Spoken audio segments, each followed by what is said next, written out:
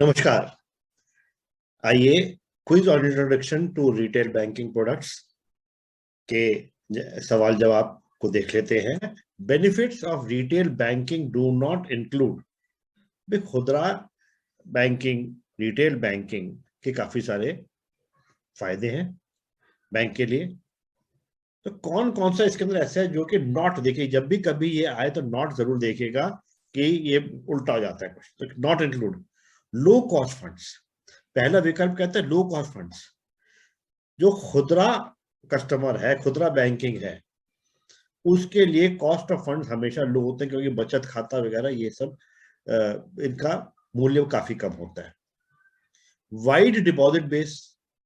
अब बचत खाते देखिए कितने ढेर सारे खाते होते हैं, कितना जो है डिपॉजिट का जो डिपॉजिट्स हैं कितने लोगों के अंदर से आते हैं।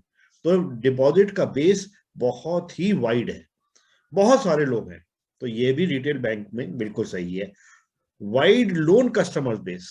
ऋण भी देखिए छोटे छोटे छोटे छोटे ढेर हो, चाहे वो पर्सनल लोन हो, सैलरी लोन हो, होम लोन हो, व्हीकल लोन हो, कितने भी लोन होते हैं, लोन की संख्या बहुत ज्यादा होती है। तो ये पहला वाला विकल्प बिल्कुल रिटेल बैंकिंग को डिफाइन करता है।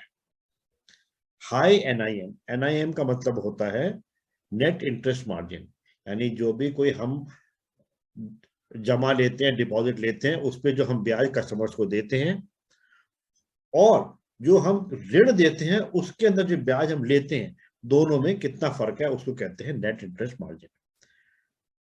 तो खुदरा कस्टमर को, ग्राहक को जो हम लोन देंगे उसके अंदर हमारा रेट ऑफ इंटरेस्ट, ब्याज दर काफी हाई होगा। तो एनआईएम भी बिल्कुल उसके अंदर ऊंचा हो जाता है, काफी अच्छा एनआईएम होता है। और हाई स्प्रेड, यानी कि जो भी कोई हमारा बेस का रेट है, जो भी ब्याज दर है जिसके ऊपर हम अपना, जिससे ज्यादा हम लेते हैं, उसको हम स्प्रेड कहते हैं। तो खुदरा ग्राहक के लिए एनआईएम हाई स्प्रेड होता है, स्प्रेड बहुत ज्यादा होता है। अगर यही कोई अगर व्यावसायिक कॉमर्शियल लोन होता है, उसके अंदर स्प्रेड बहुत कम होता है, कभी कभी अपने बेस रेट के बराबर ही दे देते हैं। लेकिन रिटेल बैंकिंग के अंदर, जो कि खुदरा बैंकिंग है, उसके अंदर स्प्रेड हमारा ज्यादा होता है।